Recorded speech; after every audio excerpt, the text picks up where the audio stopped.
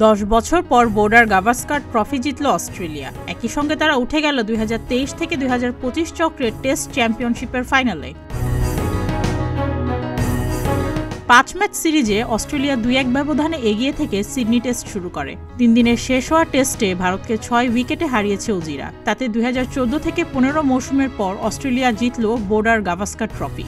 ভারত সিরিজটা হারল 3-1 ব্যবধানে। এতে করে টানা 2বার আইসিসি টেস্ট চ্যাম্পিয়নশিপে খেলার যোগ্যতা অর্জন করল অস্ট্রেলিয়া। একই সঙ্গে অজিরা 23 বছরের পুরনো রেকর্ড ভেঙে লিখিয়ে নিল নিজেদের নামে।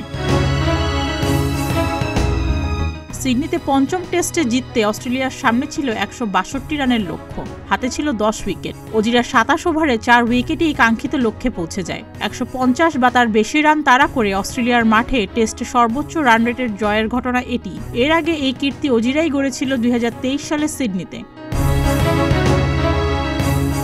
2021 থেকে 2023 সালে সর্বশেষ আইসিসি টেস্ট চ্যাম্পিয়নশিপ চক্রে অস্ট্রেলিয়া চ্যাম্পিয়ন হয়েছিল ভারতকে হারিয়ে। আজ সেই ভারতকে বিদায় করে ফাইনালে উঠল অজিরা। লর্ডসে এবছরের 11 জুন শুরু হবে 2023 থেকে 2025 চ্যাম্পিয়নশিপের ফাইনাল। শিরোপা নির্ধারণী ম্যাচে অজিদের প্রতিপক্ষ দক্ষিণ আফ্রিকা।